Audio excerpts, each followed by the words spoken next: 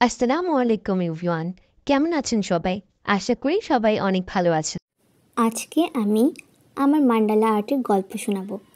আর দেখতেই পাচ্ছেন বড় একটা সানফ্লাওয়ার মান্ডালার টিউটোরিয়াল নিয়ে এসেছি। তো কথা না বাড়িয়ে চলেন গল্পে চলে যাওয়া যাক, আর সাথে সাথে আপনারা টিউটোরিয়াল দেখতে থাকুন। আমি ছোটোবেলা থেকেই টুকটাক আর্ট করি, অনেক রকমের আর্টই করেছি, কিন্তু মান্ডালা কখনোই আমি ট্রাই করিনি। আমার কাছে মনে হতো মান্ডালা খুবই কঠিন একটা জিনিস। এত ছোট ছোট করে কিভাবে এত ডিটেলসে আঁকা যায়, অনেক ধৈর্য আর সময়ের ব্যাপার। কিন্তু একদিন আমার ছোট ভাই একটা চকলেটের বক্স এনে বলল ওকে আমার মান্ডালা এঁকেই দিতে হবে। আমি অনেকক্ষণ তালবাহানা করলাম, কিন্তু ও আম্মুর কাছে গিয়ে বলল যে আমাকে এঁকে দিতেই হবে। তো আম্মু বলাতে বাধ্য হয়েই আঁকতে বসলাম।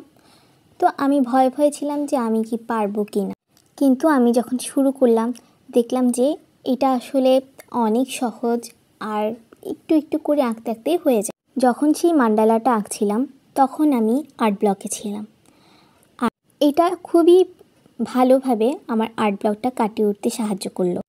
তারপর থেকে আমি মান্ডালার প্রেমে পড়ে গেলাম। আমার যখনই কিছু ভালো লাগে না অথবা বোরিং সময় যাচ্ছে, তখনই আমি মান্ডালা আঁকতে বসে যাই। ট্রাস্ট মি, এটা একটা শক্তিশালী মেডিসিনের মতো কাজ করে। মন ভালো হয়ে যায় 1 সেকেন্ডে। আপনারাও কিন্তু ট্রাই করতে পারেন। যখন আপনার মন ভালো নেই অথবা অলস সময় কাটছে, কিছুই করতে ভালো লাগছে না, আপনি ছোটোখাটো মান্ডালা আঁকতে শুরু করতে পারেন। আপনার বোরিং সময় তো খুব সুন্দরভাবেই কেটে যাবে, সাথে সাথে আপনার মনটাও ভালো হয়ে যাবে। Please like, comment, share and subscribe.